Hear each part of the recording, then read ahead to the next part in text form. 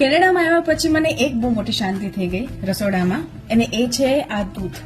કારણ કે દૂધની અંદર જે માથાકૂટ આપણે ઇન્ડિયન કિચનમાં થતી હોય ને એ ઘણી ઓછી થઈ ગઈ. તો પછી કેમ શાંતિ થઈ ગઈ એનું કારણ કહું કે પહેલા તો છે ને વારે ઘડીએ દૂધની જે કોથળી લેવા આપણે નીકળી પડીએ ને સવારમાં, અથવા તો તમે બ્લિંકિટમાં મગાવો કે તમે ખુદ લેવા જાઓ કે કોઈ ઘરે આવે, એ બધી માથાકૂટ જતી રહે.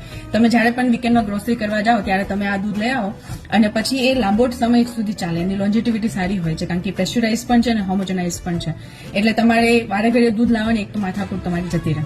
પછી તમારો જે દૂધ ફાટવાનો પ્રોબ્લેમ છે એ પણ જતો રહે, કારણ કે અહીંયા દૂધ ફાટતું નથી અને તમારે બોઇલ કરીને ચેક બી નથી કરવું પડતું કે ભાઈ દૂધ બરાબર છે ને વાપરવા લાયક છે ને. એટલે જે દૂધ ઉકાળવું પડતું હતું એ પણ માથાકૂટ જતી રહી નથી.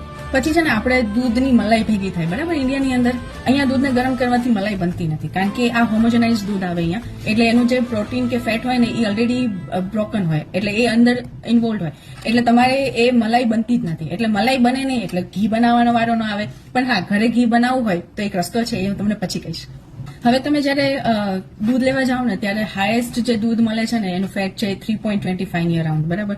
તો આપણા જે ઇન્ડિયામાં જે અમૂલ દૂધ મળે છે ને એમાં તમે જુઓ ને તો તાજા અને શક્તિની વચ્ચેનું દૂધ કહેવાય. એટલે ભાઈ અહીંયા ગોલ્ડમાં જે 6% થી કે એનાથી વધારે મળે એ અહીંયા નથી મળતું. હા, એની માટે પછી તમારે ઓર્ગેનિક કે જર્સી ગાયનું દૂધ લેવું પડે તો તમને ગોલ્ડ મળે, બાકી તમને તાજા કે શક્તિની અરાઉન્ડ જે 3.25 છે that is the highest one.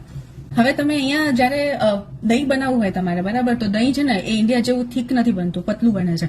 તો એની અંદર તમારે શું કરવાનું કે 1 થી 2 ચમચી જેટલું તમારે ક્રીમ એડ કરવાનું એક્સ્ટ્રા જયારે તમે દહીં બનાવતા હોય ત્યારે. તો તમારું દહીં છે ને એ થીક બનશે ઇન્ડિયા જેવું અને થોડું ક્રીમિયર બનશે. અને સેમ વસ્તુ પનીર સાથે કરવાની, એટલે પનીર તમારે બનાવવું હોય તો તમારે એમાં પણ ક્રીમ એડ કરવું પડશે, કારણ કે આપણું દૂધ જે છે એ આટલું બધું ફેટમાં નથી, તો તમને સોફ્ટ કે ક્રીમ નહીં મળે. એટલે તમારે થોડું ક્રીમ એમાં એડ કરવું પડશે. તો ભાઈ મને બહુ શાંતિ લાગે છે આ દૂધની બાબતમાં. તમને કેવું લાગે છે કેનેડામાં આવીને આ દૂધ તમારો પ્રોબ્લેમ સોલ્વ કરી દીધો કે નહીં?